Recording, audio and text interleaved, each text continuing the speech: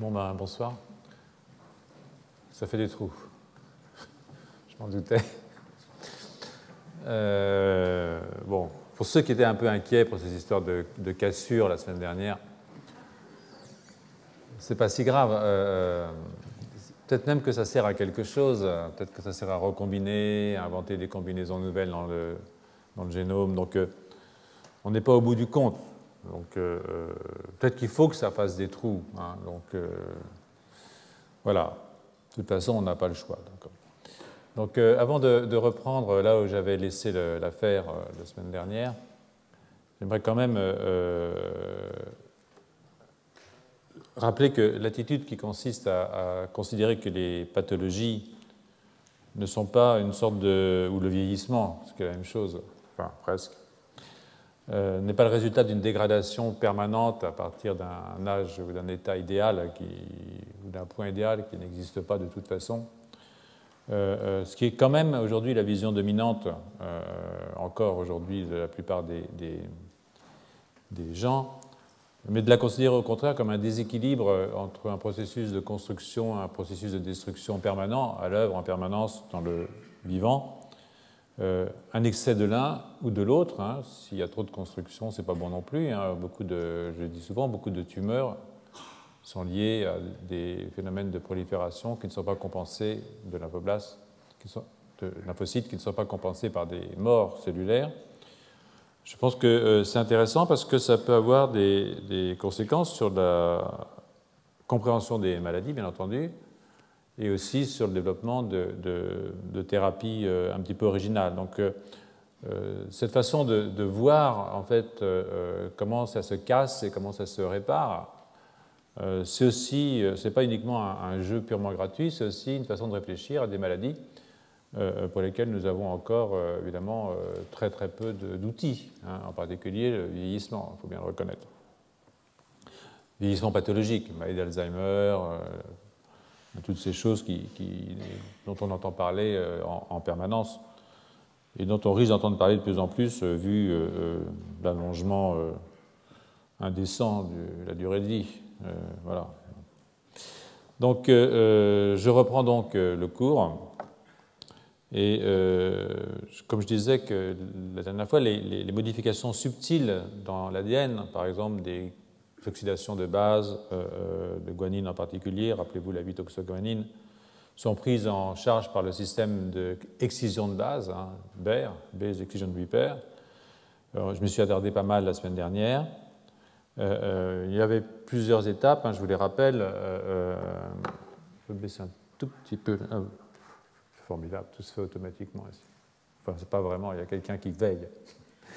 Donc, je vous rappelle un tout petit peu comment ça se passe. Vous avez des bases qui sont modifiées, essentiellement beaucoup de guanines qui sont oxydées. Elles sont retirées par des glycosylases. Hein, et ensuite, donc vous avez des sites qui sont sans base, on les appelle des sites abasiques. Et puis ensuite, vous avez des enzymes qui vont aller dégrader carrément le cytosquelette, le squelette d'ADN. Et ensuite, donc vous avez des trous, mais là, c'est carrément des cassures simple brin. Hein, j'y reviendrai, ce sont des cassures simple brin. Et ces cassures simple brin sont réparées par des DNA polymérases. Et ensuite, vous avez des ligases pour repérer le truc et vous revenez à un système. Donc ça, c'est le système dont on a parlé la semaine dernière, d'excision, de réparation par excision des bases. Il y a en dehors de ça des lésions qui sont beaucoup plus volumineuses. Elles sont bulkier, comme disent nos collègues anglo-saxons, qui sont des lésions plus volumineuses de l'ADN, simple brin, hein, on va parler du simple brin pour l'instant, qui sont souvent induites par les ultraviolets et qui sont capables de distordre, si vous voulez, la structure globale. C'est-à-dire que ce qui se passe, c'est que l'ADN est modifié de façon assez visible. C'est la structure tridimensionnelle de l'hélice qui est changée. Donc, la structure hélicoïdale de l'ADN est brisée ou changée ou modifiée. Donc, ces lésions-là, qui sont donc plus importantes, plus massives, plus visibles en tout cas, sont prises en charge par un autre système qui s'appelle l'excision des nucléotides. le TER. Donc, ce système de NER, par exemple, Nucleotide Excision Repair, c'est-à-dire qu'en fait, ce qu'on retire, c'est plus seulement la base, c'est le nucléotide entier avec la liaison phosphate qui est évidemment dans l'ADN. Donc, ces lésions sont prises en charge par ce système. Et elle implique évidemment plusieurs étapes. Une première étape, eh bien, écoutez, c'est la reconnaissance de la lésion. Il faut qu'il y ait des enzymes dans le système qui puissent repérer le changement de structure, dire ah là il y a quelque chose qui s'est passé, qui ne va pas, quoi, il y a une lésion. Et puis ensuite, il faut couper de part et d'autre de la lésion.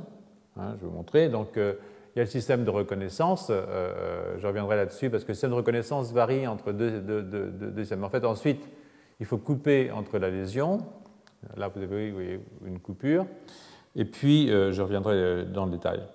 Et puis il faut remplir. Bien, vous me faites penser que je n'ai pas éteint mon téléphone.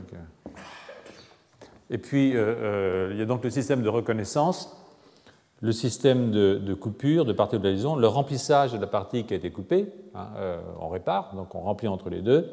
Et puis, comme toujours, à la fin, il faut une ligation, c'est-à-dire qu'il faut lier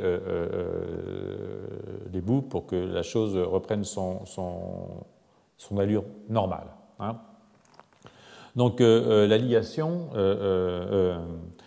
donc ça veut dire qu'il y a plus d'une trentaine d'enzymes de protéines donc, qui sont impliquées dans ce processus de réparation. Et bon, ça fait donc beaucoup, hein.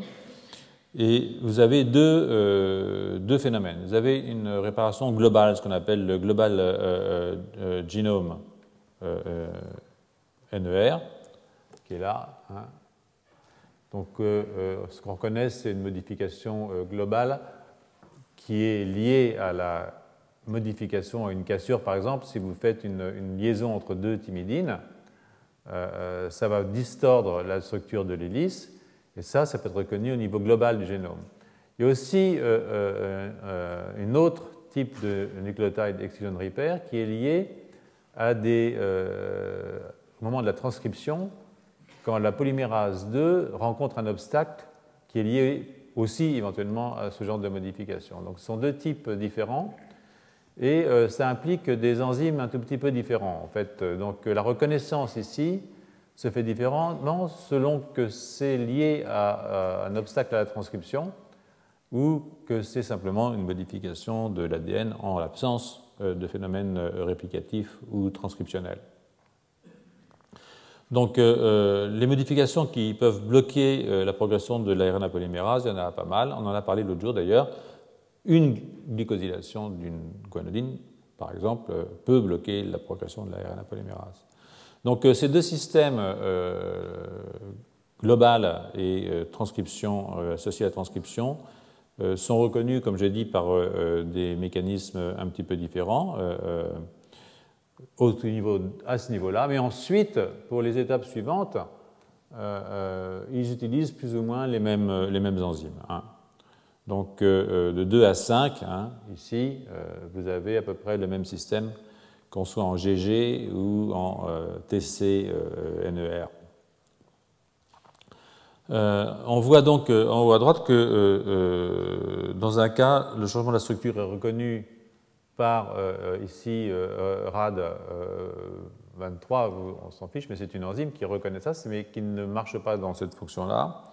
Dans le deuxième cas, c'est l'arrêt de l'ARN polymérase elle-même qui constitue un signal d'alerte pour le système et qui recrute des enzymes qui vont aller s'intercaler et puis permettre que ici deux nucléases, hein, XPF, XPG, on s'en fiche des noms, c'est juste vous indiquer un petit peu la logique de la chose, viennent aller couper ce morceau d'ADN. Donc cette base ici qui a été modifiée, elle est retirée, mais elle est retirée pas toute seule, elle est retirée avec tout le squelette de l'ADN entre ces deux régions. Donc c'est un gros morceau. Qu'on retire.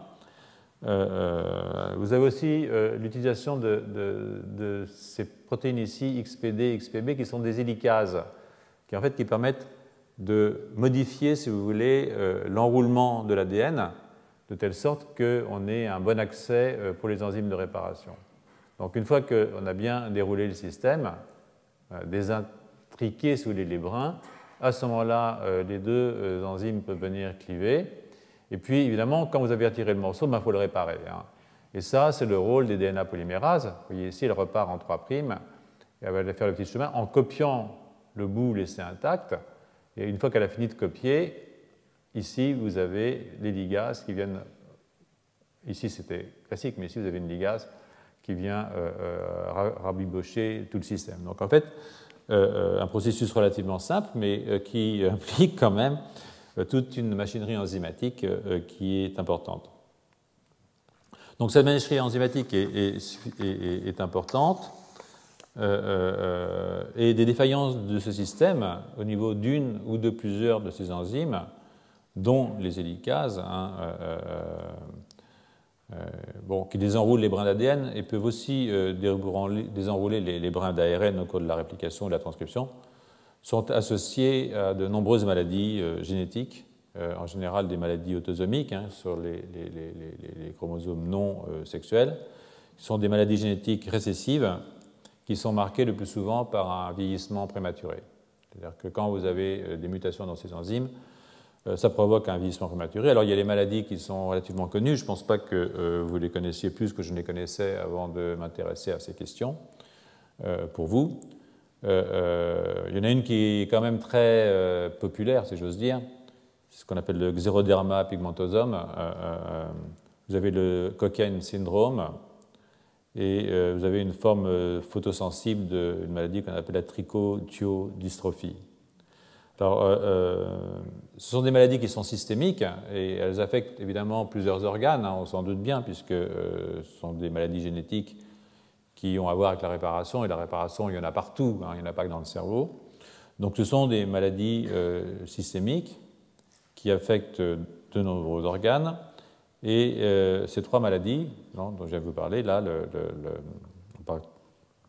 sont aussi marquées. Alors, xéroderma pigmentosum, c'est une mutation des hélicases, sont associées à des désordres neurologiques, toutes. C'est-à-dire qu'il n'y a pas de maladie de ce type qui ne soit pas associée aussi à un désordre neurologique. Alors, dans le cas, par exemple, de xéroderma pigmentosum, qui est donc une mutation au niveau des hélicases, il y a une plus grande sensibilité aux radiations UV. C'est une maladie assez rare, qui, en plus des transformations cellulaires, c'est-à-dire des cancers qu'elle provoque, et qui sont sa marque principale, c'est essentiellement des cancers qu'on voit dans ces cas-là, ont aussi associé dans 25% des cas, pas toujours, à des maladies neurologiques identifiées. Peut-être qu'il y en a plus, enfin c'est identifié dans environ 25% des cas, dont des microcéphalies, des petits cerveaux, des désordres cognitifs qui accompagnent ou pas le petit cerveau. Enfin, quand il y a un petit cerveau, il y a un désordre cognitif. Et puis, ce qu'on appelle des ataxies cérébelleuses, c'est-à-dire des troubles de la coordination motrice dont l'origine se trouve au niveau du cervelet, qui est un organe cérébral qui est très important pour les coordinations motrices. On observe aussi des surdités sensorielles, bon, vous voyez, ça va de soi ce que ça veut dire, et des neuropathies périphériques. Donc, c'est vraiment des maladies qui sont lourdes. Les mutations qui conduisent au phénotype xéroderma pigmentosum peuvent toucher soit le Global Genome Repair, soit le Transcription Repair. Alors, le Cockayne syndrome est aussi une maladie rare qui est uniquement associée à des mutations dans le système lié à la transcription, celui-là. Et donc, il existe des formes qui sont des formes juvéniles, et puis il y a des formes adultes qui apparaissent chez l'adulte, qui sont des formes moins graves. Mais dans tous les cas, on observe un vieillissement prématuré qu'on appelle une progéria. Je reviendrai plus tard sur les phénomènes de progéria. Pour les trichothiodystrophies, les phénotypes rappellent ceux des deux maladies précédentes, xéroderma pigmentosum et Cockayne syndrome. Et 80% des patients, dans ce cas-là, ont des troubles neurologiques, des microcéphalies, des retards mentaux, des surdités, des ataxies, des démyélinisations. Et là, il s'agit aussi d'une atteinte de la réparation au cours de la transcription. Donc, je passe maintenant à la réparation des cassures simples brins. Les cassures simples brins, c'est la lésion la plus commune dans le DNA. Elle se produit à un rythme important, plusieurs dizaines de milliers de fois par cellule et par jour. Donc, il faut mieux le savoir. Déjà, depuis ce matin, plusieurs dizaines de milliers de cassures par cellule, depuis ce matin quand on s'est levé. Donc, ouais. On ne voit pas la différence, mais bon, peut-être qu'il y en a une, quoi. Elle se produit donc à ce rythme, et la formation des cassures est induite par de nombreux mécanismes, y compris des réactions entre les déoxyriboses et des radicaux libres. En plus, les cassures simples brins sont des intermédiaires dans de nombreux mécanismes de réparation. Je vous ai montré tout à l'heure le B-section repair. Ici, vous voyez, vous avez une cassure simple brin qui fait partie du mécanisme de réparation. Elles peuvent aussi être normales, c'est-à-dire elles peuvent constituer des états intermédiaires de processus physiologiques normaux, par exemple certaines activités enzymatiques, comme les topoisomérases, qui sont des enzymes qui clivent l'ADN pour désenrouler, font une coupure, et c'est des coupures qui sont normales, mais ça fait une cassure simple brin qu'il va falloir évidemment réparer. Et grâce aux cassures simple brin, les superenroulements qui se forment au cours de la transcription et de la réplication sont défaits avant évidemment que le renroulement se fasse un peu plus tard. Donc il existe plusieurs types de cassures simple brin. Et le maintien de ces lésions est dangereux parce qu'il bloque la transcription et il conduit, au cours de la réplication, de la division cellulaire, il conduit au collapse des fourches de réplication, c'est-à-dire qu'il empêche la division de la cellule, en tout cas la division des chromosomes, donc de la cellule in fine. Donc il y a beaucoup d'enzymes qui sont impliquées dans toujours désorganisé, mais ce n'est pas très grave. Il y a beaucoup d'enzymes qui sont impliquées dans la réparation des cassures simple brin. Vous allez voir, c'est pas très drôle. Voilà. Donc ça, ce sont des cassures simple brin. Et parmi les enzymes principaux, je les ai indiqués là-haut. Vous avez ici la tyrosyl DNA phosphodiestérase, l'apraxine et la polynucléotide kinase 3'-phosphatase. Vous allez voir pourquoi. C'est des noms, c'est pas très grave. Mais enfin bon, il y a des gens qui sont ici intéressés par les détails, donc je te redonne. Les autres n'ont qu'à écouter la musique. Elle est instructive aussi. Donc cette diapositive illustre aussi l'importance de la réparation des cassures simple brin, parce que si on n'a pas ces réparations, eh bien évidemment, ça provoque de nouveau certains syndromes. Et ici, ce que j'ai fait, c'est de comparer ce qui se passe entre les nucleotide exchange repair au cours de la transcription et les cassures simple brin. Vous voyez qu'il y a des maladies qui sont différentes. Et en particulier, par exemple, vous avez trois maladies qui sont importantes. Vous avez une ataxie avec une apraxie oculomotrice qui s'appelle l'AOA1, qui est une maladie qui est liée à des cassures simple brin. Ça, c'est le Cockayne syndrome. Là, donc, vous vous rappelez Cockayne syndrome, je ne sais plus très bien ce que c'était, mais ce n'est pas très grave. Ici, c'est la tritiodystrophie, etc. Donc là, vous avez une apraxie essentiellement avec le nerf optique, enfin l'œil. Vous avez aussi une ataxie spinocérébelleuse, qui est ici, donc de nouveau un problème de mouvement moteur, avec une neuropathie axonale, et une microcéphalie, vous voyez ici en vert, qui est une microcéphalie, et qui est due, elle, à une mutation dans PNKP, celui-là. Donc en fait, ces 3 mutations ici, 1, 2, 3, correspondent à ces 3 syndromes, 1, 2, 3, que l'on voit après cassure simple brin.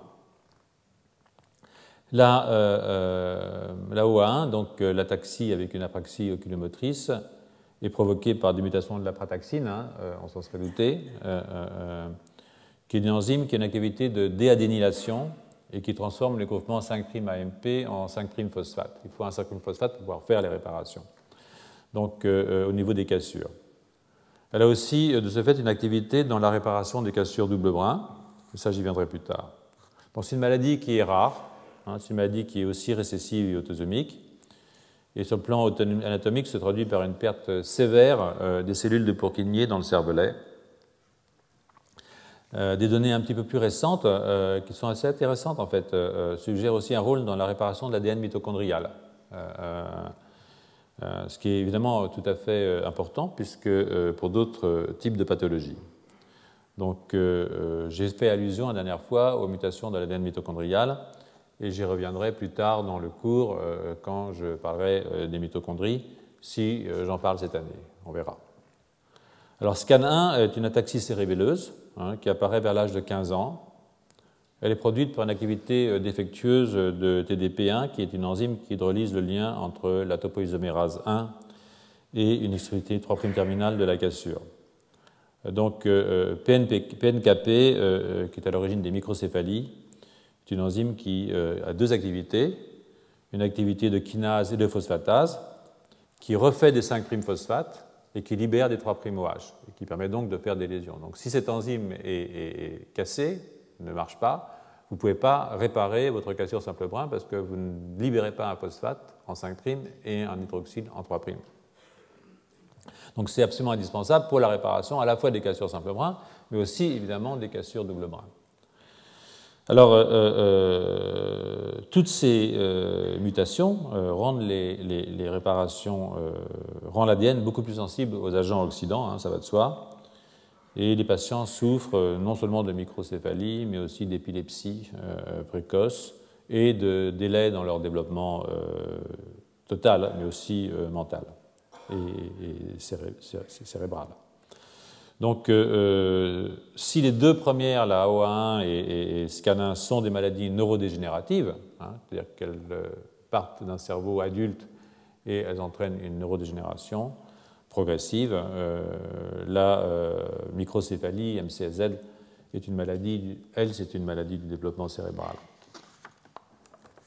Donc, pour continuer ce tour d'horizon joyeux sur la réparation, j'en viens maintenant au plat de résistance. Et le plat de résistance, c'est la cassure double brin.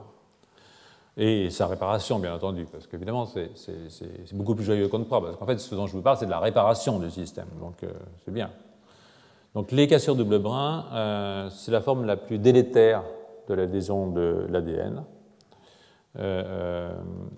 Ces cassures double brin activent des mécanismes de mort cellulaire, c'est-à-dire qu'en fait, ça fait entrer la cellule en apoptose le plus souvent. L'absence de réparation s'accompagne d'une instabilité du génome avec des translocations, des fragments d'ADN qui se bougent. Ils sont souvent induits, ces cassures double brin, par les radicaux libres, les ROS, qui sont produits par le métabolisme mitochondrial.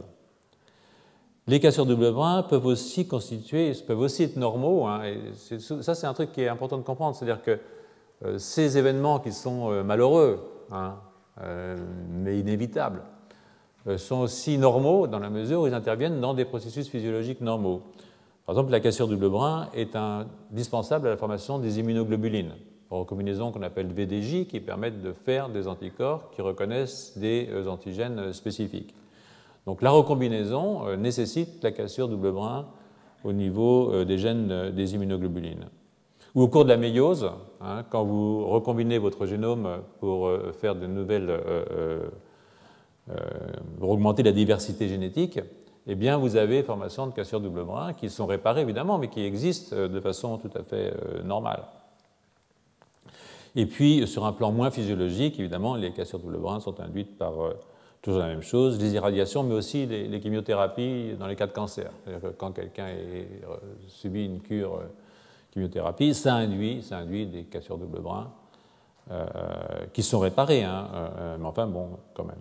Il existe deux systèmes de réparation articulée sur double brin. Vous avez la recombinaison homologue, hein, sur laquelle je reviendrai, et puis quelque chose qui s'appelle la non-homologous end-joining, qui n'est pas homologue. Voilà, donc je vais y revenir, ça va s'éclaircir très facilement, vous allez voir. Donc, comme son nom l'indique, la recombinaison homologue nécessite la copie d'une séquence homologue. C'est-à-dire que j'ai un morceau qui est muté, et il faut que j'aille, pour le réparer, ce que je vais faire, je vais aller copier, hein, sur l'autre chromatide le morceau homologue. Et comme ça, je vais avoir une réparation tout à fait propre, c'est-à-dire que je ne ferai pas d'erreur dans ma réparation. Je ne fais pas d'erreur, mais ça ne peut marcher que dans les cellules qui prolifèrent, hein, parce que sinon, je n'ai pas accès à la deuxième chromatide. Donc, c'est un système qui se produit uniquement dans les cellules en prolifération, et c'est un système qui est d'une très grande fidélité, qui ne fait quasiment pas d'erreur.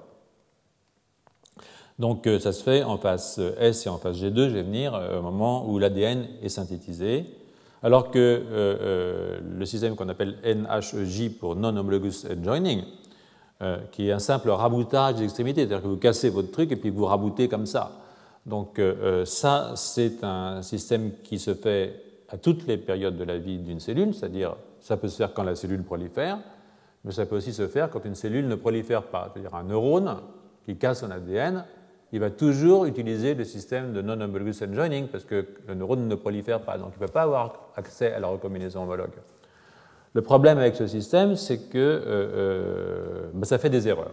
C'est-à-dire qu'il n'y a pas de réparation par ce mécanisme qui se fasse pratiquement, qui se fasse sans erreur. Quasiment tout le temps, il y a des mutations qui interviennent à ce moment-là.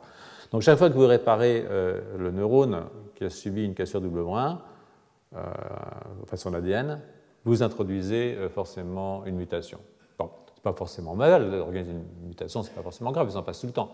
Mais ce n'est pas un système qui est propre. Donc là, comme je disais, la recombinaison homologue se fait pendant les phases S et G2 du cycle cellulaire. Donc là, je vous ai indiqué, moi je vois assez mal, hein, vous savez, je cassais beaucoup d'ADN dans la rétine déjà, donc et ailleurs, rassurez-vous. Donc voici ici le cycle. Donc vous avez ces phases du cycle, G1, S, G2, et là la mitose. Donc là vous avez la synthèse d'ADN.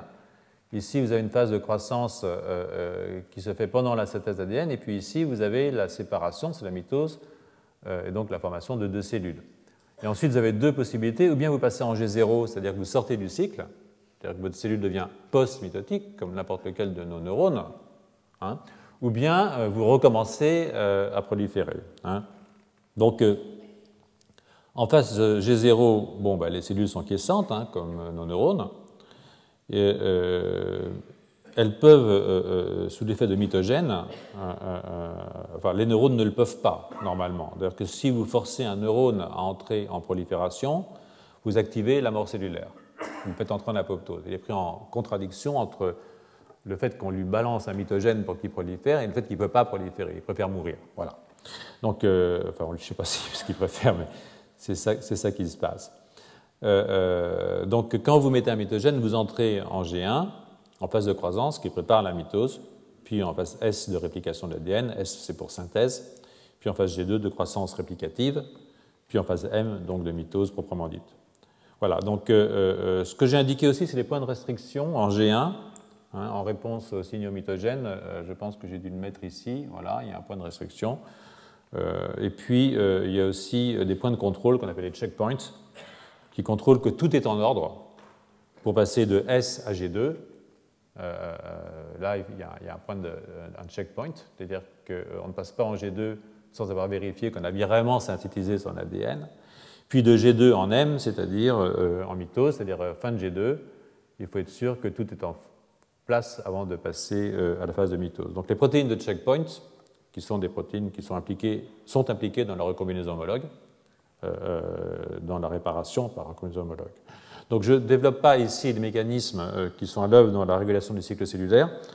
Ça nous écarterait énormément du sujet, mais si vous êtes intéressé à en savoir plus, je pense que vous trouverez ça facilement dans les manuels.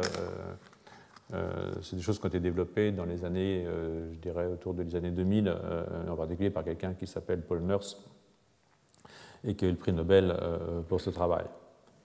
Donc, comme je vous l'ai déjà dit, et comme c'est indiqué ici, la recombinaison homologue, HR ici, agit essentiellement en G2 et en S, un tout petit peu en G1, mais voilà.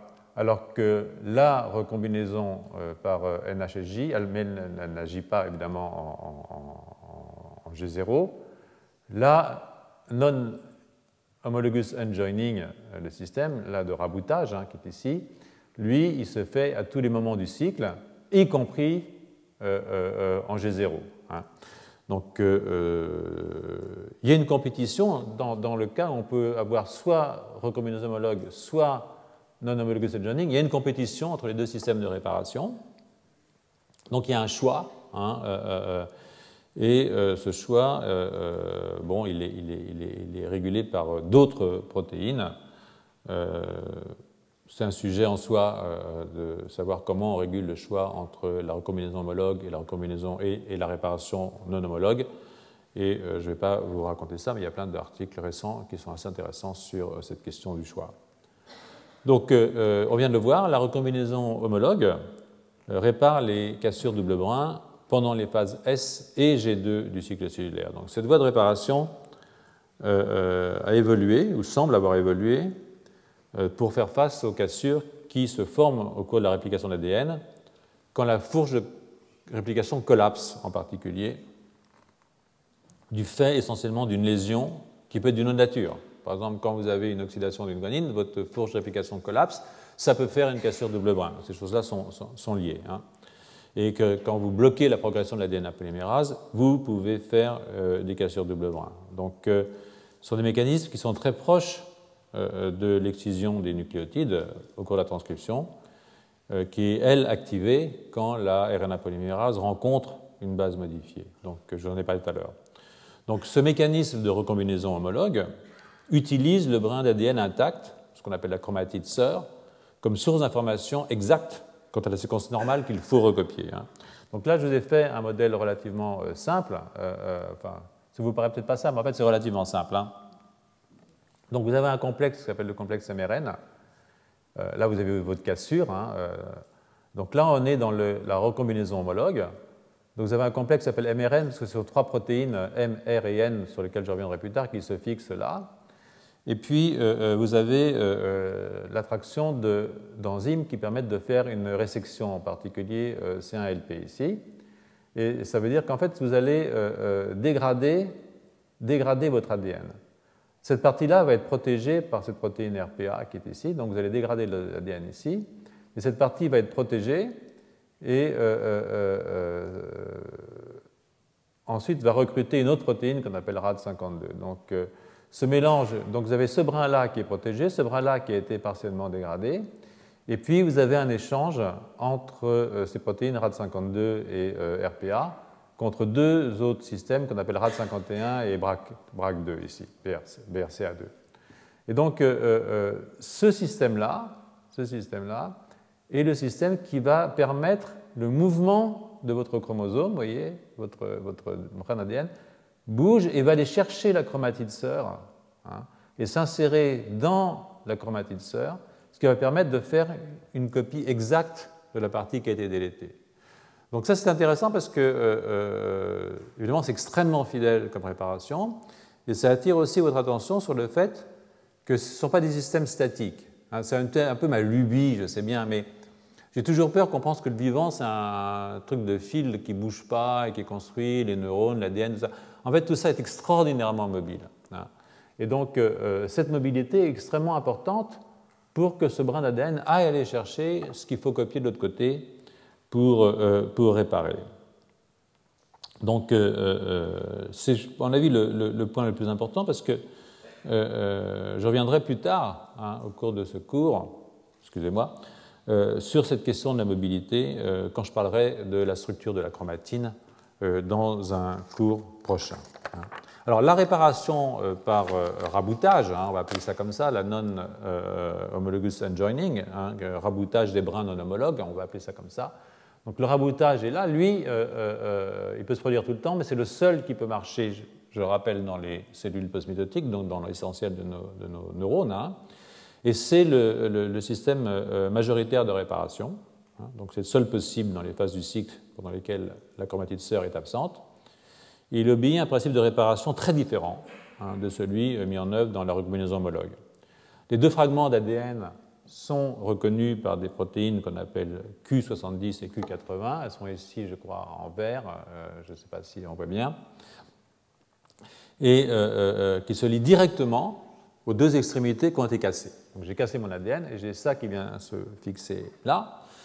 Et j'ai aussi des DNA protéines kinases, c'est-à-dire des protéines kinases qui sont activées par l'ADN. Donc en fait, ces DNA protéines kinases, elles sont là, je pense, vous les voyez ici en bleu. Et quand elles se font face, elles interagissent, elles se phosphorylent mutuellement et puis elles se détachent. Voilà. Ces kinases ont de nombreuses activités, elles phosphorylent d'autres protéines, comme Artemis, que vous voyez ici, qui est en fait une endonucléase, qui digère les simples brins 5' et 3', ce qui permet de révéler des sites complémentaires. Et ensuite, vous avez des systèmes de réparation. Alors, quand vous faites ça, évidemment, vous avez hydrolysé des petits bouts, vous avez généré des simples brins pour trouver des sites complémentaires, et donc vous avez introduit des mutations. Donc, c'est embêtant, mais c'est comme ça. Donc, avant la ligation qui va suivre, la polynucléotide kinase phosphatase qu'on a déjà rencontrée, celle qui retire un phosphate en 3' et qui rajoute un phosphate en 5' pour qu'on puisse avoir une ligation, elle est recrutée grâce à une autre protéine dont je ne vous donne pas le nom parce que c'est compliqué. Mais toujours est-il qu'elle est recrutée, elle est indispensable à la ligation parce qu'il vous faut un 5' phosphate et un 3' OH pour faire une ligation. Il faut évidemment une ligase qui arrive aussi, en l'occurrence ici c'est Lig4 qui arrive pour faire la ligation. Récemment, ce qu'on a démontré, c'est que ATM, qui est une protéine qui est mutée dans l'ataxie, ce qu'on appelle ataxia télangiectasia, je vais vous en parler, est aussi impliquée dans le raboutage non homologue comme facteur de signal pour la cassure double brin. Et ATM pourrait jouer un rôle aussi dans la réparation de la chromatine peu active sur le plan transcriptionnel, c'est-à-dire dans la réparation de ce qu'on appelle l'hétérochromatine. À l'inverse de la recombinaison homologue, comme je le disais, le raboutage non homologue est peu fidèle et introduit des mutations, c'est le cas général. C'est la vie. Donc des mutations dans les deux systèmes de recombinaison homologue ou de raboutage sans faire appel à la lecture des brins homologues ont plein de conséquences sur le plan des pathologies, bien entendu, on s'en doute. Donc si on s'en tient au système nerveux, les mutations affectant le système de recombinaison homologue concernent évidemment seulement les cellules en division, donc essentiellement les cellules souches au cours du développement, mais aussi chez l'adulte, puisqu'il existe, vous le savez, une neurogénèse adulte, on en a parlé déjà la semaine dernière et l'année d'avant, donc maintenant c'est quelque chose que vous savez parfaitement. De façon logique, parce qu'on touche les cellules souches, ces mutations entraînent des microcéphalies d'origine développementale. Donc, c'est pas bon, bien entendu. On retrouve aussi des cas de microcéphalie dans les mutations du système de réparation par raboutage, puisqu'il fonctionne aussi au cours de la prolifération. Donc ça aussi, ça peut entraîner des microcéphalies. C'est un mode de réparation qui touche les cellules en mitose et pas seulement les cellules en G0. On retrouve aussi dans le cas des mutations de NHEG des ataxies qui sont caractérisées par des désordres de type neuromusculaire d'origine neurale qui se mettent en place après la maturation initiale du système nerveux. Maintenant, dans les minutes qui suivent, là, je vais m'attarder sur 3 pathologies qui concernent le système nerveux. Enfin, avant, je vais vous donner un aperçu un peu plus détaillé des deux systèmes de réparation, je suis désolé. Je ne vais pas rentrer trop dans les détails. Et d'ailleurs, je dois dire que, évidemment, pour préparer ce genre de cours, je suis obligé de lire pas mal d'articles. Et il y a beaucoup de données qui sont des données contradictoires. Donc, j'essaye de faire une sorte de synthèse des données qu'on peut connaître dans la littérature, parce que comme j'essaie de vous donner les trucs les plus récents, bien entendu, ce qui est la mission qui est la nôtre, mais le fait qu'il y ait des données contradictoires, ça prouve que ce n'est pas clair encore. Donc, tout n'est pas d'une grande limpidité. Donc, je vais essayer de synthétiser ces données de revues et d'articles qui se focalisent sur le rôle de la chromatine dans la réparation, c'est-à-dire non seulement de l'ADN, mais de l'ADN et de son habillage, parce que l'ADN n'est pas nu, bien entendu, hein, et en particulier de l'habillage par les histones. Enfin, il y a un article qui est assez intéressant de Price et d'Andrea qui a été publié dans Cell au mois d'août, je crois, où il traite de la réparation de l'ADN dans le contexte de l'organisation de la chromatine. Alors, les cellules de mammifères contiennent, vous le savez, plusieurs structures chromatiniennes. Hein. Par exemple, il y a des régions actives où il y a beaucoup de transcriptions qu'on appelle le chromatine, la bonne chromatine, la belle chromatine. Vous avez les télomères, sur lesquels je parlerai dans la 5e séance, je pense. Vous avez des régions intergéniques, qui sont également des régions spéciales. Vous avez des fourches de réplication, quand ça se prolifère. Puis vous avez des régions compactes de l'hétérochromatine, qui sont des régions qui sont peu transcrites, hein, une chromatine qui est inactive, entre guillemets. Donc toutes ces régions se distinguent par des patterns d'histones différents, avec des histones spécifiques ou des variétés de protéines qui se fixent à la chromatine, plus un problème de densité du packaging de votre ADN par les nucléosomes. Hein. Donc je vous rappelle ça, je vous avais montré cette diapositive la semaine dernière. Vous avez la structure du nucléosome avec ses 147 paires de bases qui s'enroulent autour des histones H2, H3 et H4. Donc cette histone-là est assez importante dans H1, dans les histoires de packing. Hein.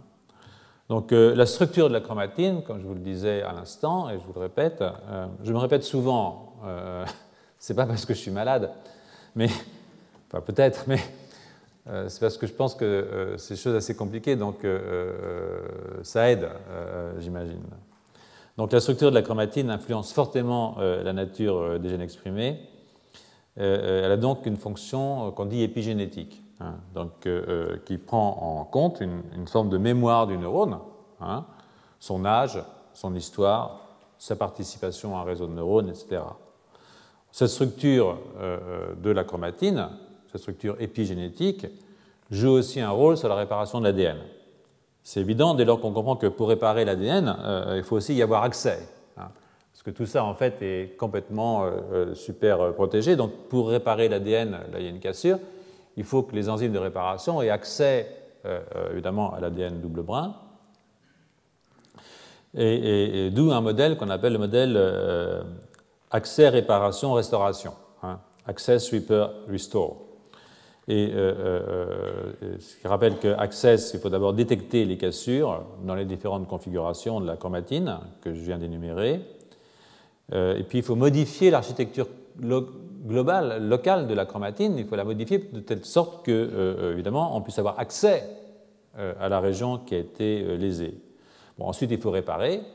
Une fois qu'on a réparé, il faut restaurer la structure de la chromatine pour que les choses reviennent normales, parce que si vous ne faites pas votre chromatine, vous allez avoir des régions où vous ne devriez pas avoir des gènes exprimés, ils vont l'être, des régions où les gènes devraient être exprimés, ils ne le seront pas. Donc ça implique une réorganisation du nucléosome pour qu'en fin de course, hein, le système soit remis en place, ce qu'ils appellent restore. Et ça, c'est vrai pour tous les types de réparations, hein, même si ici je me concentre sur les cassures double brin dans les cellules des mammifères. Donc ce truc se fait en plusieurs étapes. Hein. Vous voyez ici que tout de suite vous avez une étape qui est extrêmement rapide, 5 minutes, avec ce complexe mRN que je vous ai présenté plus haut, qui est composé de 3 protéines. Maintenant, je vous les donne. MRE11, RAD50 et NBS1, d'où le nom de mRN. Hein. Donc ce complexe est rapidement amené au niveau du site de lésion. Vous voyez ici, hein, là où il y a la cassure. Tout de suite, ce complexe de 3 protéines arrive au niveau du site de liaison et il recrute une kinase qu'on appelle ATM. C'est celle qui est mutée dans ataxia telangiectasia. Et cette kinase, qui est activée par MRN, donc c'est MRN qui active cette kinase, commence à phosphoryler des protéines. Elle phosphoryle des centaines de protéines. Hein. Donc ici, ce que je vous montre, c'est simplement le bout le bout de l'iceberg. Ce n'est pas étonnant que certains papiers soient contradictoires. Honnêtement, il faut s'y retrouver. Hein. Donc, parmi les cibles les plus classiques et bien vérifiées, hein, je vous donne ici que des choses bien vérifiées, jusqu'au moment où ce sera démenti. Mais bon, pour l'instant, c'est la vérité.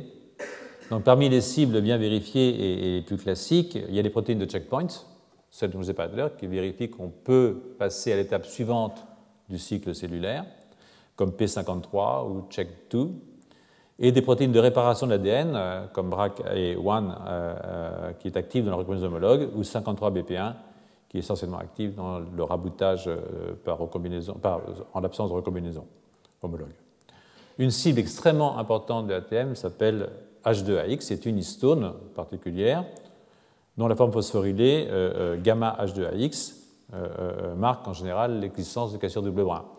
Ceux d'entre vous qui étaient là la semaine dernière ont vu qu'il suffit de penser pour se casser l'ADN et se faire des gamma H2AX partout.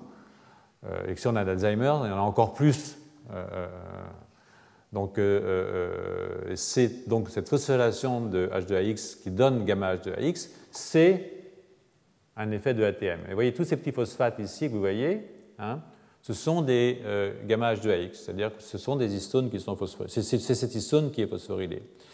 Ce qui est tout à fait impressionnant ici, c'est que, enfin d'abord, ça donne un site d'ancrage pour MDC1, donc en fait c'est cette protéine MDC1 qui se fixe sur gamma H2AX phosphorylée, et ça recrute de nouveau MRN et ATM. Et du coup, vous allez phosphoryler encore. C'est-à-dire qu'en fait, vous avez un système d'amplification de la phosphorylation de gamma H2AX, ce qui fait que cette histone est phosphorylée pas uniquement au niveau du site de lésion. En fait, elle est phosphorylée sur un très très très grand nombre de bases, hein, je crois plusieurs centaines de milliers de bases. Hein. Donc, c'est donc pas un phénomène local.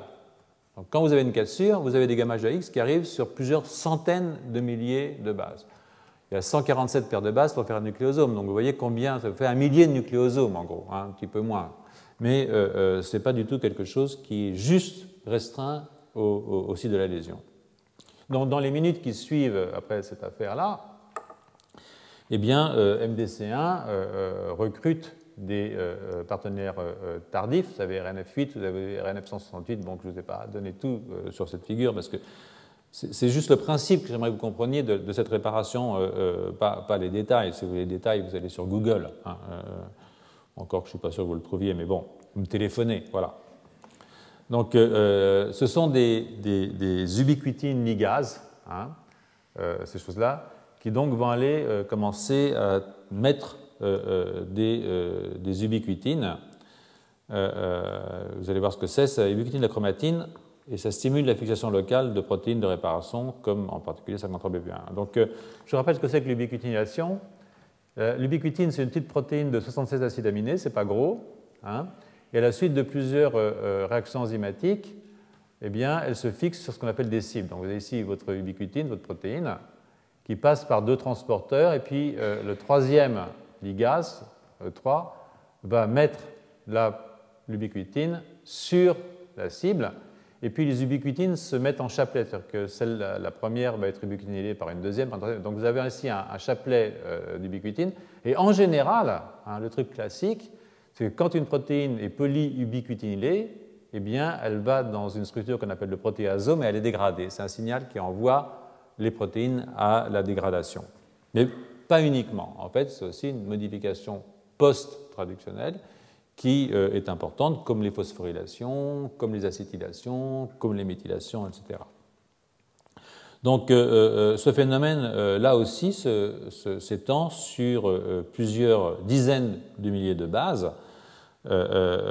mais c'est une activation qui est limitée, plus que la gamma H2AX, par l'activité des ligases, hein, qui évidemment promeuvent la dégradation de RNF8 et RNF168 elle-même, donc qui elle-même est ubiquitine dépendante. Donc c'est un système qui est un petit peu compliqué, je suis désolé, mais au fond pas si compliqué que ça. Il suffit de lire les trucs, mais la logique est assez simple. Donc pour en revenir à la réparation elle-même, hein, je redis que les deux mécanismes, non-homologous adjoining et recombinaison homologue, coexistent. Hein. Évidemment, bon, je ne vais pas le répéter 25 fois, mais que la recombinaison homologue est fondée sur une copie de la chromatide intacte, qui se produit qu'au cours de la division. Dans la diapositive suivante, je crois, sauf erreur de ma part, oui, donc je vous rappelle de nouveau ce système. Je vous remonte donc la recombinaison non homologue que vous avez ici, la recombinaison par non-homologous adjoining de réparation, et qu'elle implique la fixation des deux Q, 70 et 80, etc. etc. Donc, je ne vais pas vous revenir là-dessus, je ne sais pas pourquoi je vais vous montrer ça, j'en sais rien. Peut-être que ça m'arrangeait, que je n'avais pas compris moi-même, donc voilà. Donc maintenant, je vais revenir à l'organisation de la chromatine et à la stabilité du génome. Alors, comme on l'a vu dans la dia 6, hein, le nucléosome est composé de 147 nucléotides enroulés autour d'un octamère d'histone, 2 dimères H3H4 et 2 dimères H2H2B. Je ne vous remonte pas la diapo, vous vous en souvenez. Et les queues N-terminales, alors ces histones ont des queues N-terminales, ces queues N-terminales n'étaient pas représentées dans cette dia, hein, je vais leur montrer quand même. Vous voyez que je n'ai pas mis les queues de ces histones, mais ces histones, ces queues peuvent s'étendre hors du nucléosome, et elles sont très riches en un acide aminé qu'on appelle la lysine. Elles sont très riches en acide aminé qu'on appelle la lysine, et ces lysines sont très conservées entre toutes les histones chez toutes les espèces. Ce sont des acides aminés qui peuvent être modifiés, sont souvent modifiés, sont conservés au cours de l'évolution, et elles sont modifiées par des acétylations. On peut acétyler une histone par une méthylation ou par une ubiquitination, hein, c'est-à-dire ajouter ces petites protéines de 76 acides aminés qui sont de l'ubiquitine. Et évidemment, ces modifications post-traductionnelles des histones changent les propriétés des histones. C'est-à-dire qu'elles ne sont plus les mêmes histones, une fois qu'elles ont été modifiées, elles n'ont plus les mêmes propriétés. Et ça change évidemment la structure de la chromatine, ça change l'interaction avec d'autres protéines, et ça modifie l'ouverture de la chromatine, l'accès à l'ADN. Ça modifie aussi la capacité qu'a l'ADN d'être transcrit en ARN ou de ne pas l'être. Et vous verrez que par exemple les acétylations, ça augmente la transcription. Il y a des méthylations qui augmentent la transcription, vous avez aussi des méthylations qui bloquent la transcription. Donc ce sont des systèmes de régulation de l'expression génétique par modification des lysines qui sont exposés sur les queues des histones. Donc, l'organisation de la chromatine, c'est ça que je veux vous faire comprendre, est quelque chose d'extraordinairement important pour la physiologie du système nerveux, d'une neurone. Et elle peut être modifiée évidemment par ces enzymes qui modifient les histones. Elle peut aussi être modifiée par d'autres complexes, hein, des complexes multiprotéiques, en général organisés autour d'une ATPase, c'est-à-dire quelque chose qui hydrolyse ATP et qui donne de l'énergie. Hein. Et il y a plusieurs familles d'ATPases comme ça qui sont très importantes. Bon, les noms de nouveau ne sont pas très importants, mais enfin, SWI-SNF, CHD, INO80, ISWI, etc. Donc, l'hydrolyse de l'ATP par l'ATPase fournit une énergie qui est nécessaire pour que les protéines de ces complexes déplacent le nucléosome. Hein. Vous pouvez avoir besoin de déplacer votre nucléosome pour libérer votre brin d'ADN. Donc, ça déplace le nucléosome et ça donne ainsi accès à l'ADN qu'il faut réparer éventuellement ou qu'il faut transcrire. Hein. Donc, de nouveau, ce que je vais vous faire sentir pour ceux qui sont ici pour la musique, c'est l'extraordinaire fluidité du génome. Hein. Donc, ce n'est pas uniquement un truc qui est là statique. Donc, tout ça est dans un mouvement permanent, c'est-à-dire que ça bouge extraordinairement vite, y compris les nucléosomes que je vous montre comme ça. En fait, ça glisse le long de l'ADN. Donc c'est quelque chose qui est quand même assez amusant malgré tout. Enfin, moi je trouve que ça fait un peu tout tamponneuse, quoi, un truc. Donc quand je fais glisser le nucléosome, je couvre un domaine et évidemment j'en dégage un autre et je peux échanger une histone contre une autre variante d'histone qui est spécialisée dans la réparation par exemple. Donc cette dynamique des nucléosomes permet de souligner une forme d'inégalité des différentes régions de la chromatine devant les cassures et leur réparation. Certaines régions sont mieux protégées contre les agents délétères ou moins accessibles à la machinerie de réparation. Donc en fait, selon l'endroit où je suis dans ma chromatine, je ne vais pas avoir la même faculté à être cassé, mais non plus la même faculté à être évidemment réparé. Un des changements les mieux caractérisés est l'ouverture de la chromatine ou sa relaxation de la chromatine, c'est-à-dire que je relaxe la chromatine au niveau des cassures double brin en préparation de la réparation. Alors, cette ouverture est associée à l'augmentation de l'acétylation de l'histone, de deux histones en fait, de H2A, mais aussi de H4. Et voilà, ici j'ai montré ici pour H4. Donc, si vous augmentez l'acétylation de ces deux histones, H2A et H4, au niveau de la coupure, bien entendu, eh bien, vous allez ouvrir votre chromatine. C'est un phénomène qui, de nouveau, n'est pas un phénomène strictement local. Ça concerne plusieurs centaines de milliers de bases autour de la cassure. Donc, 1000 bases, c'est une dizaine de nucléosomes.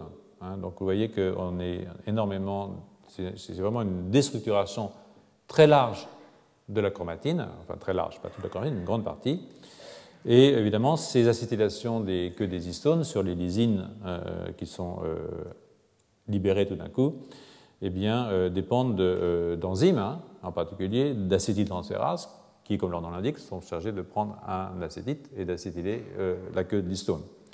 Donc, parmi les acétyltransférases, il y en a une qui est assez connue qui s'appelle type 160. Je ne sais pas si je l'ai fichu là, j'en sais rien, mais c'est pas grave.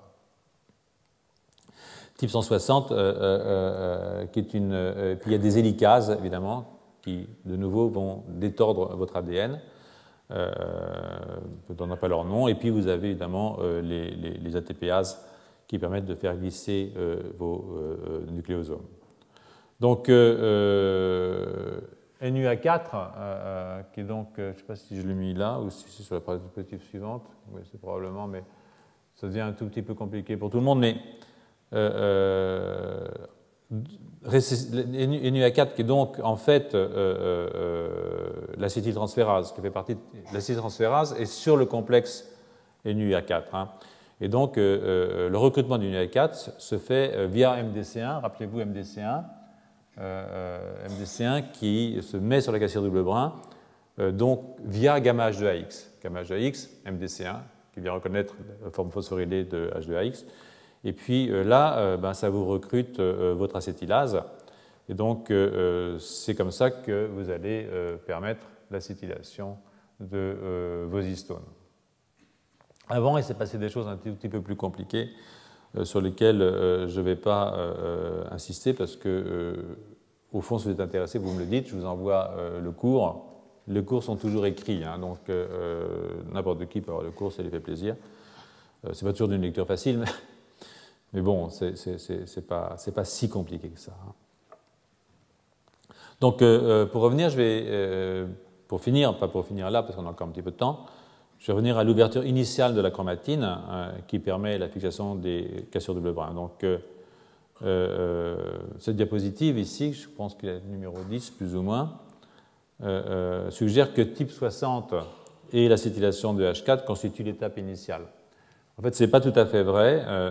En amont de ce recrutement de l'acétylase, type 60, qui est ici, en amont de ce recrutement, vous avez une autre modification qui est beaucoup plus précoce et qui est une poly-ADP-ribosylation. C'est donc cette structure-là, qui est un ADP-ribose, va être fixée sur les lysines des histones aussi, donc, qui forment le cœur du nucléosome. Donc, cette polyadépéribosylation, qui est la première modification, est en fait extraordinairement importante pour que toute la suite du processus puisse se mettre en branle.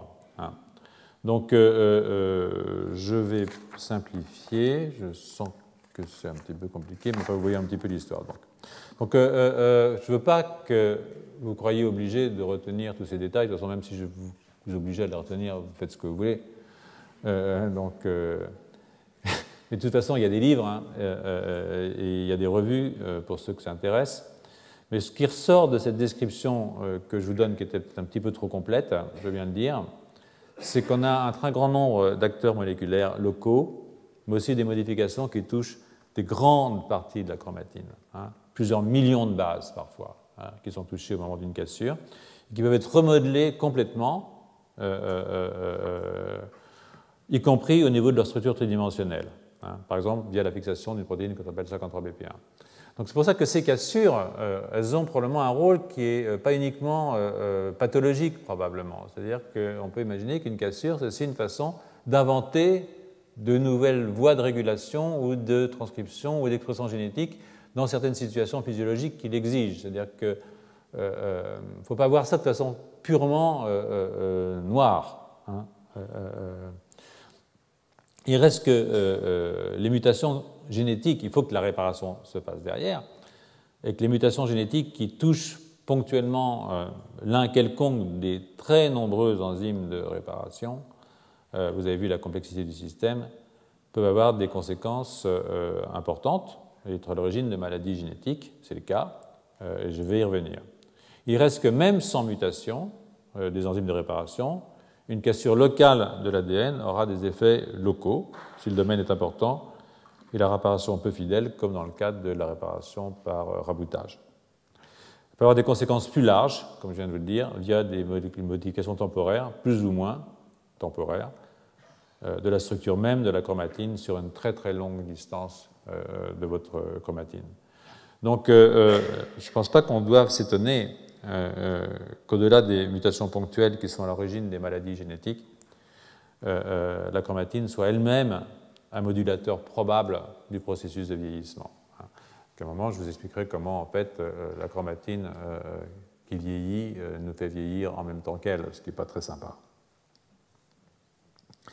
Donc, après avoir très rapidement évoqué donc, les maladies génétiques liées à des mutations des enzymes de réparation, je vais discuter assez brièvement aussi la question de la chromatine comme modulateur du vieillissement, ou si on préfère, de la longévité. Hein. On peut voir ça de l'autre côté, quoi.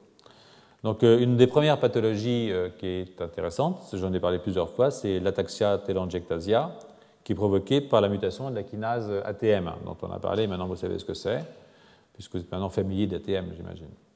Donc, les patients AT, comme on dit, ataxia telangiectasia, ont beaucoup de symptômes qui suggèrent un affaiblissement de la réponse aux cassures. Il y a une immunodéficience. Hein. Je dis les cassures de bleu brun sont importantes pour générer les immunoglobulines, la recombinaison des VDJ en particulier, stérilité, radiosensitivité, prédisposition au cancer. Mais ils développent aussi des neurodégénérescences progressives et une ataxie. Donc la mutation d'ATM, ataxia telangiectasia mutated, c'est ça que ça veut dire, ATM, à l'origine du syndrome, joue essentiellement sur la maintenance neuronale, en particulier au niveau des cellules de Purkinje dans le cervelet, je vous l'ai dit plus haut, je vous le répète, qui sont des cellules qui sont plus fragiles que les autres dans cette mutation. Et ça, c'est un des trucs un tout petit peu compliqués. Il y a toujours des neurones qui sont plus fragiles que les autres. La mutation touche tout le monde, mais il y a des neurones qui sont plus sensibles. Et en particulier, les neurones qui sont les plus sensibles, ce sont des neurones qui font beaucoup de ROS, hein, de radicaux libres. Hein. Donc là, je vais vous montrer quelque chose qui est peut-être un tout petit peu plus sympa pour vous, un peu plus simple surtout, mais il y a un modèle murin de mutation de ATM, ATM-, dans lequel le gène qui code pour ATM a été délété. Et en fait, cette souris, elle est quasiment normale, quoi. On ne peut rien trouver chez cette souris, on ne pouvait rien trouver chez cette souris, aucun phénotype. Ce qui suggère que les espèces n'ont pas toutes la même fragilité. Les souris sont moins fragiles que nous, apparemment, pour cette mutation. Mais c'était sans doute exact si on n'y regardait pas de trop près, mais mon attention a été attirée par un collègue du laboratoire qui lit tout. Alors il m'oblige à lire aussi des trucs que sinon je ne verrais pas, quoi. Il m'a attiré mon attention sur un article qui est sorti en 2011, qui est l'article de Kirchner et al. Dans le Journal of Molecular Neuroscience, qui n'est pas un journal très très connu, mais qui suggère qu'il y a un dysfonctionnement de ATM dans le mutant murin de ATM, ATM-, donc, conduit à une dégénérescence de la voie nigrostriatale. Vous savez, ce sont ces neurones dopaminergiques qui dégénèrent dans la maladie de Parkinson. En fait, ces neurones meurent chez cette souris. Ce sont des neurones qui projettent sur une région plus antérieure qu'on appelle le striatum, d'où le terme de voie nigrostriatale, parce qu'en fait, ces neurones, chez les primates, sont mélanisés, donc ils sont noirs, c'est pour ça qu'on les appelle nigrostriatales. Enfin, chez la souris, ils sont blancs. Enfin, on appelle ça comme ça, la voie nigrostriatale aussi chez la souris, c'est pas grave. Dans cet article, les auteurs ont étudié le phénotype des souris, qui ont une activation qu'on dit conditionnelle de ATM, mais aussi de NBS1. Vous savez, NBS1, c'est un des protéines du complexe MRN. On peut faire une délétion de NBS1 dans le cerveau. Et le complexe MRN, comme vous vous en souvenez forcément, active ATM. Donc si vous bloquez NBS1, ATM est aussi bousillé. Donc une mutation dans NBS1 ou dans ATM doit avoir le même phénotype, plus ou moins, au bout du compte. C'est la même chose. Et donc, ce qu'ils ont fait, c'est qu'ils ont muté les deux, et ce qu'on voit, ce que vous voyez, je pense ici, bien, c'est qu'on a une perte progressive des neurones dopaminergiques, qui sont ici en vert, hein, et on voit que, par exemple, ici, au bout de 10 jours, dans le mutant NBCS1, on a perdu pas mal de ces neurones. Dans le mutant ATM, il faut attendre un mois, on a une perte des neurones, et au bout de 2 mois, ici, on a relativement stabilisé.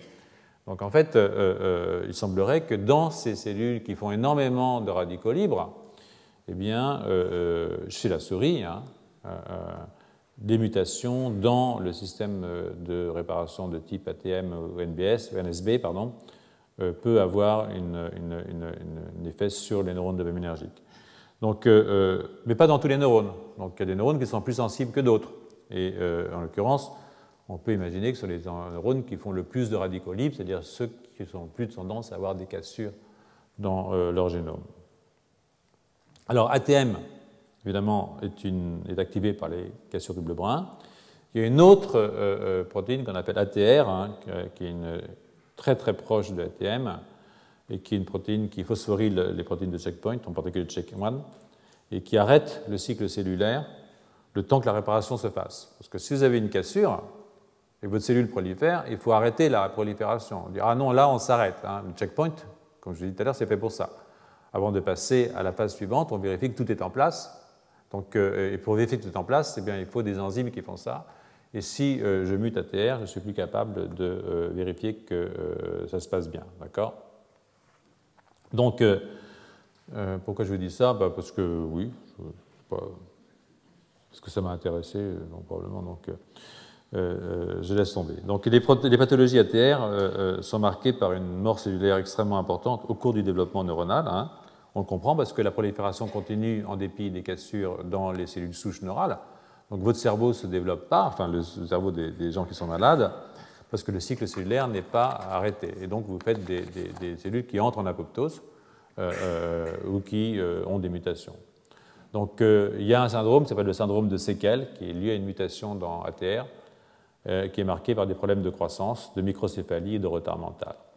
Donc, curieusement, d'ailleurs, dans cette mutation, il y a une faible sensibilité aux radiations et peu d'atteinte du système immunitaire. C'est un peu surprenant, mais pas tant que ça, finalement, puisque ATR, vous l'avez compris, est impliqué dans la cellule en division, alors que le système immunitaire est plus sensible au système de réparation par raboutage non-homologous enjoining que par recombinaison homologue. Donc, dans un modèle murin qui est porteur d'une mutation humaine ATR humanisée, c'est-à-dire qu'on met un gène humain muté à la place du gène de souris ATR, donc c'est l'enzyme qui vérifie que tout va bien en cours du cycle cellulaire, que si j'ai des mutations, je m'arrête le temps de réparer, mais si je ne m'arrête pas le temps de réparer, je fais des dégâts. eh bien, quand on fait ça chez une souris, elle perd la tête quasiment, et donc ça fait des souris à tête d'oiseau. Voilà, puis il y a plein de pertes neuronales qui sont très très largement réparties dans l'hippocampe, dans le cortex, dans le cervelet, partout. Donc on peut imaginer que dans les cellules souches adultes, chez l'adulte, celles qui font des nouveaux neurones chez l'adulte, par exemple dans la zone subventriculaire ou dans le dentate gyrus, eh bien, une mutation de la TR puisse avoir des conséquences sur la longévité cérébrale des gens qui sont malheureusement porteurs de ces mutations. Alors, les mutations peuvent aussi affecter non pas ATM ou ATR, mais une protéine du complexe MRN qui interagit avec ATM ou ATR. Donc, c'est un complexe protéique, je vous l'ai dit, qui est lié de 3 protéines, MRE, RAD50 et NBS1, d'où RMN. Et ce complexe est aussi important pour maintenir les 2 extrémités cassées, un petit peu comme Q70 et Q80, et permettre la suite des opérations de réparation. Donc des mutations hypomorphes dans ces protéines, hypomorphes, c'est-à-dire qui réduisent l'activité mais qui ne la suppriment pas complètement, eh bien, ont été retrouvées dans un très grand nombre de maladies, dont je vous donne les noms, mais enfin, Nijmegen-Breakage syndrome, des désordres qui évoquent des ataxies, qui sont exactement des maladies neurodégénératives qui sont liées à des mutations dans ces différents enzymes. Ce sont toujours les mêmes phénotypes, microcéphalie, immunodéficience, radiosensibilité, prédisposition au cancer. Donc, mort des neurones dopaminergiques dans la souris, on a vu ça pour NBS1 à l'instant. Donc, plus tard, la semaine prochaine, je passerai, on a encore un petit peu de temps devant nous, je passerai aux ARN non codants, en particulier aux ARN, aux micro-ARN, dans la régulation de la réparation. Mais là, je vais vous développer rapidement à l'aide d'un article qui est l'article de Sullivan, O'Sullivan et Carl Seder, qui est une revue qui est sortie dans TIPS cette année, la question du rôle de la chromatine comme élément modulateur de la longévité. Je vous avais promis de le faire, donc je le fais. Donc, les auteurs le signalent en ouverture de jeu. Une des caractéristiques du vieillissement est la perte des systèmes de régulation homéostatiques qui permettent de compenser les lésions créées par des doses légères d'agents toxiques, que ces agents soient des agents extrinsèques, par exemple les ultraviolets, les gamma, la radiation, une nutrition inappropriée, ça peut arriver, ou intrinsèques du genre ROS, radicaux libres, raccourcissement des télomères, erreur dans la biosynthèse, la dégradation des protéines, erreur dans la transcription et la réplication, conduisant à des cassures d'ADN, etc. Il y a plein de raisons pour lesquelles on peut casser son ADN. Comme toutes les structures du vivant, la chromatine est soumise à ces stress, ce qui comporte des conséquences quant à sa structure et sa fonction. Donc ça, je vous le résume dans cette diapositive ici.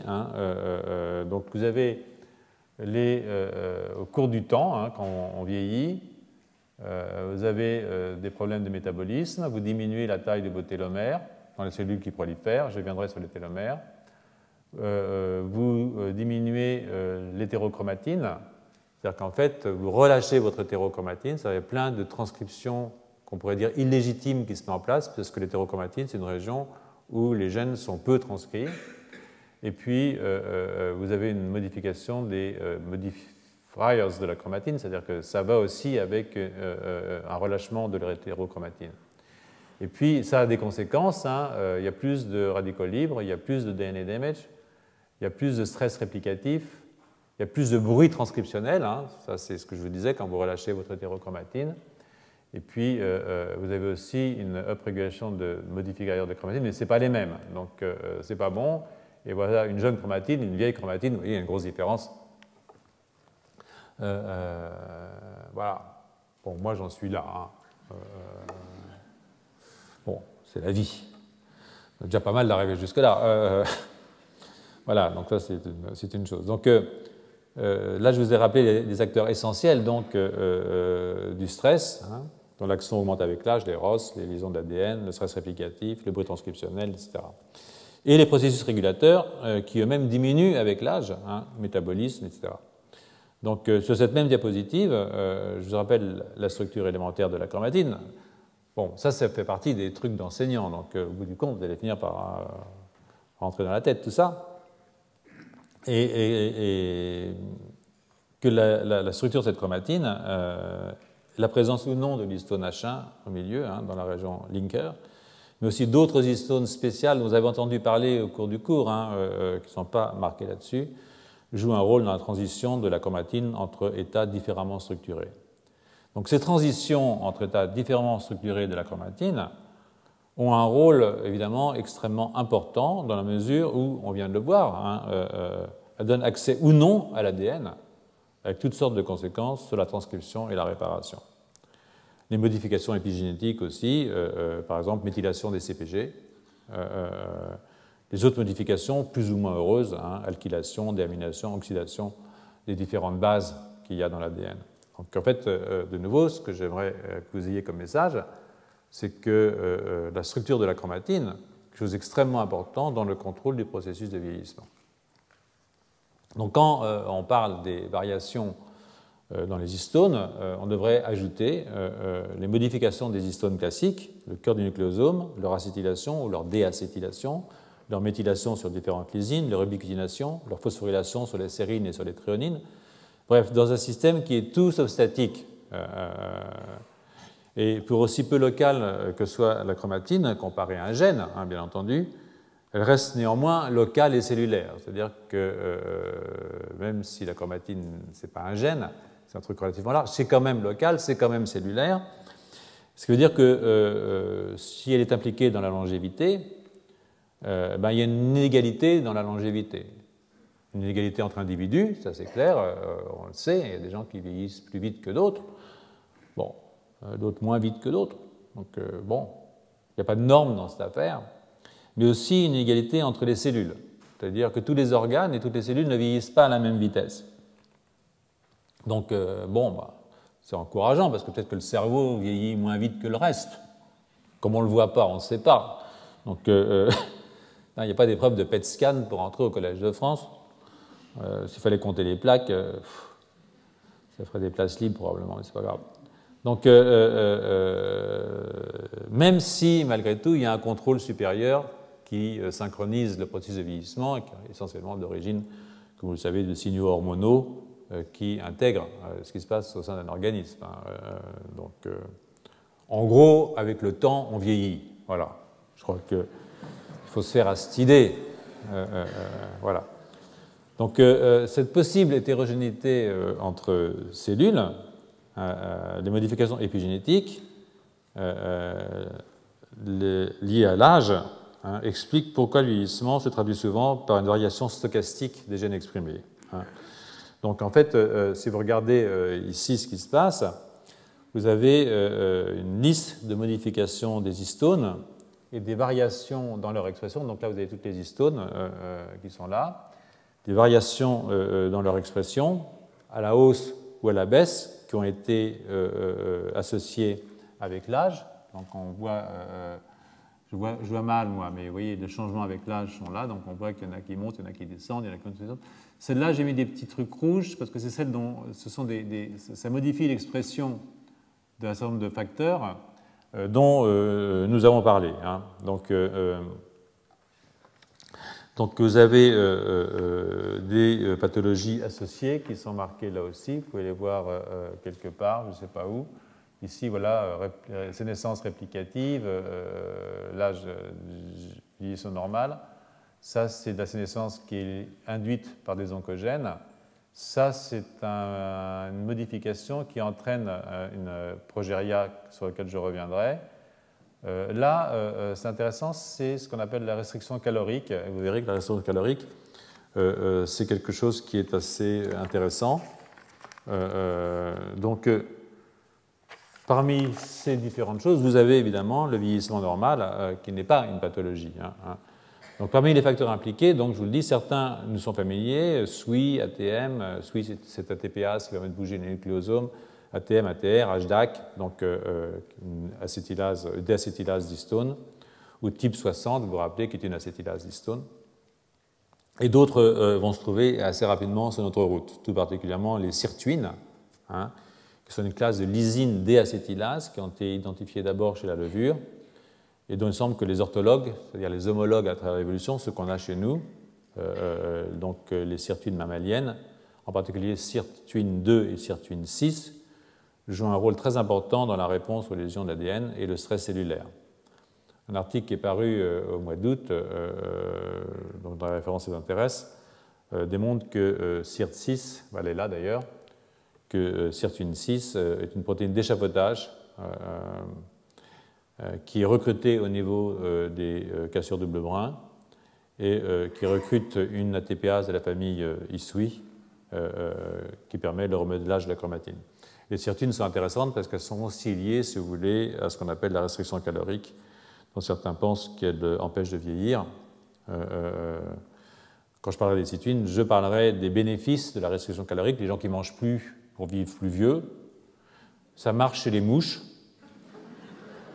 peut-être chez les petits mammifères, mais chez les primates, les effets sont assez controversés. Alors moi, je vous conseille de continuer à prendre du plaisir et à manger ce dont vous avez envie. Et tant pis s'il faut mourir un peu plus tôt. En plus que ce n'est même pas prouvé scientifiquement qu'on meurt plus tard quand on mange moins, donc on ne va pas se priver. Hein. Donc au-delà de ces différents acteurs qui vont revenir, on peut se poser la question du vieillissement de la structure même de la chromatine. Hein. Donc on constate au cours du vieillissement une réorganisation du nucléosome, en particulier au niveau des hétérochromatines. Et ça, c'est un truc sur lequel je reviens souvent parce que je crois que c'est vraiment quelque chose d'important. Vous savez que l'hétérochromatine, normalement, n'est pas active, c'est-à-dire que les gènes qui sont dans l'hétérochromatine ne sont pas exprimés. Et pourtant, c'est une activité qui est due à l'enrichissement de l'hétérochromatine en une forme particulièrement méthylée d'histone qu'on appelle H3K9-méthyle3, c'est-à-dire qu'il y a 3 méthyles sur la lysine 9 de la queue de l'histone H3. Hein. Et puis, il y a d'autres méthylations qui sont importantes, K27-méthyle3, qui ferment, si vous voulez, la chromatine. Hein. Donc l'hétérochromatine joue un rôle important dans la répression de l'expression aussi des éléments transposables, dont je vous rappelle qu'ils induisent des mutations et des insertions et peuvent générer des cassures double brin. Hein. Donc vous vous rappelez ça, on en a beaucoup parlé l'année dernière. Ce sont des éléments qui sont normalement chez Sapiens, il y a environ une centaine de transposons qui peuvent encore être actifs. Notre génome est à 40% fait d'éléments anciens transposables. Ils sont pour l'essentiel fossilisés, mais quand ils sont transcrits, ils sont traduits en ADN, ils sont réinsérés ou pas. Toujours est-il que ils sont souvent transcrits sous l'effet du stress et ça crée des cassures double brin. Et ces transposons, normalement, sont essentiellement dans l'hétérochromatine, c'est-à-dire normalement ils sont réprimés.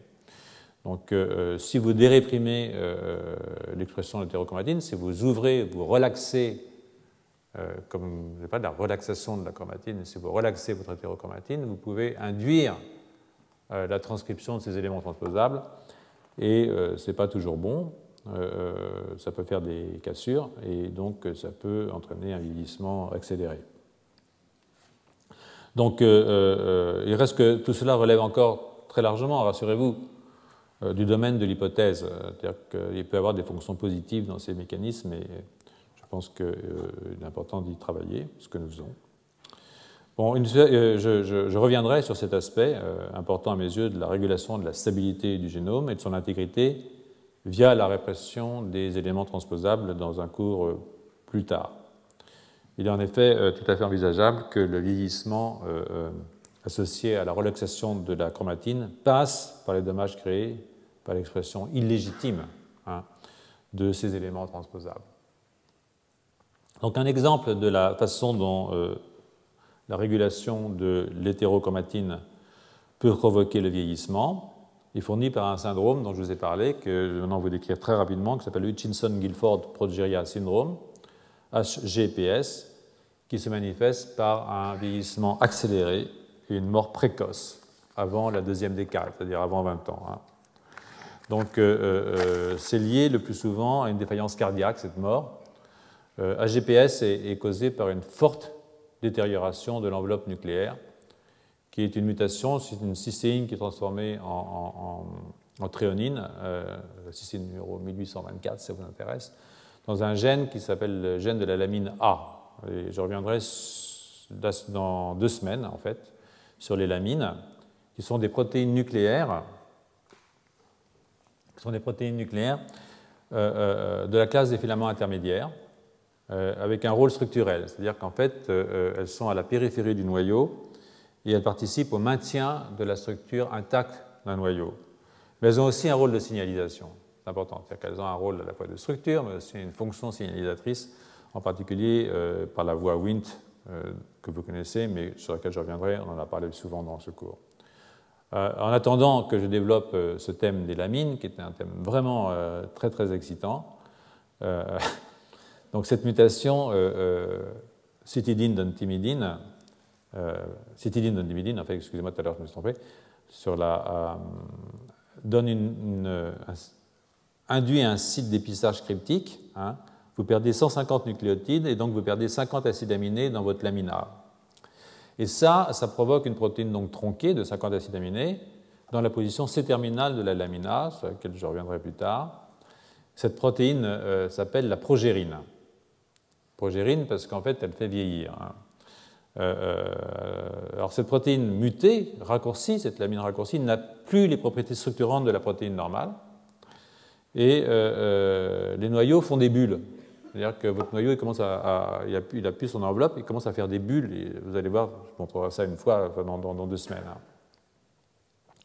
Et entre autres défauts, les cellules qui sont prises chez ces malades et qui sont mises en culture présentent un très très grand nombre de lésions de l'ADN et une perte des structures caractéristiques de l'hétérochromatine. En particulier une baisse des histones triméthylés, la K9-méthyle-3 et la K27-méthyle-3, l'histone 3, qui sont les méthylations qui répriment la transcription. Et puis il y a un très très fort niveau d'acétylation des histones, et ça active la transcription. D'accord ? Donc AGPS est donc un exemple intéressant de la façon dont la dérégulation de l'hétérochromatine, via une mutation dans une lamine, peut promouvoir le vieillissement. Alors il faut savoir que la progérine a été retrouvée dans les tissus de personnes âgées normales, hein, qui ont aussi une baisse des méthylations de leurs histones au niveau de l'hétérochromatine. Donc en fait, nous accumulons chaque année de la progérine. L'autre jour, je vous ai dit environ 3,34% par an, c'est très très précis, je pense que c'est un peu exagéré. Mais indépendamment du fait d'avoir ou ne pas avoir cette mutation, eh bien, le vieillissement s'accompagne d'une augmentation de la progérine, c'est-à-dire quelque chose qui ne se passe pas bien au niveau de la lamine A. La lamine A n'est pas vraiment fortement exprimée dans les neurones, rassurez-vous, mais elle est exprimée ailleurs, dans les vaisseaux, c'est pas mieux. C'est-à-dire qu'on peut vivre sans cerveau, on ne peut pas vivre sans vaisseau. Donc, peut-être plus heureux sans cerveau que sans vaisseau aussi, je ne sais pas. Bon, ça, c'est à vous de décider. Hein. Moi, j'ai bien une idée sur la question. Mais bon. Donc, toujours est-il que le lien causal n'est pas démontré. Disons que l'hypothèse selon laquelle un relâchement de l'hétérochromatine serait associé au vieillissement, ou le contraire, que le vieillissement entraînerait un relâchement de l'hétérochromatine, hein, ça peut marcher dans les deux sens, me paraît excessivement raisonnable. Donc ce relâchement de l'hétérochromatine s'inscrit dans une idée plus générale d'une grande fluidité nucléaire. De nouveau, c'est ça là-dessus que je vais terminer, parce que c'est ce qui me paraît le plus important à retenir de ce cours. En tout cas, une possibilité de passer à un état fluide. Hein.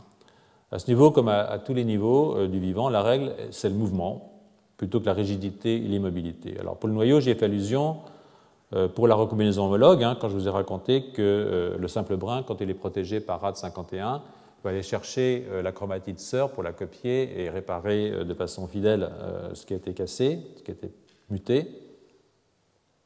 Et ça implique un mouvement. Donc là, si ça vous intéresse, il y a un article de Suzanne Gasser, qui est quelqu'un qui a fait qui a fait les premiers papiers sur la découverte des télomères, sur lesquels je viendrai dans 3 cours, je crois. Voilà. Et donc, dans leur papier là, qui vient de sortir, je crois que c'est au mois d'août, ou enfin c'est en 2013, quelque part, s'intéresse à ce qu'ils appellent les remodeleurs du nucléosome, dans le cas de la formation des cassures double brin. Et il rappelle que la famille SWI-SNF, les ATPase qui permettent de faire bouger les nucléosomes, hein, maintenant c'est du gâteau pour vous, hein, joue un rôle dans le recrutement de gamma H2AX, hein, et l'acétylation des histones au niveau des sites de cassure de Lebrun, l'acétylation des histones par type 60, hein, bien sûr. Donc, une relaxation de la chromatine. Et surtout, il rappelle qu'après la résection, dans le cas de la réparation par recombinaison homologue, vous rappelez qu'il y a une résection hein, qui se fait ici, c'est-à-dire que vous commencez à dégrader votre simple brin, et le reculement de rad 51, ici, vous avez ce mouvement, cette mobilité pour la recherche du brin à copier. Donc la perte de l'une ou l'autre de ces protéines inhibe complètement, mais complètement, la mobilité de la chromatine qui est induite par la cassure double brin. Même si le mécanisme impliqué, qui est la perte d'ancrage, nécessite l'activité ATPase, moteur moléculaire, n'est pas clair à ce jour. Ce qui est absolument clair, c'est qu'il faut que la chromatide explore l'espace nucléaire de façon extrêmement active pour aller chercher quelque chose à copier. Et je vous arrête, il est 18h30 pile, 31. Et vous voyez, c'est réglé comme papier à musique cette affaire, j'arrête.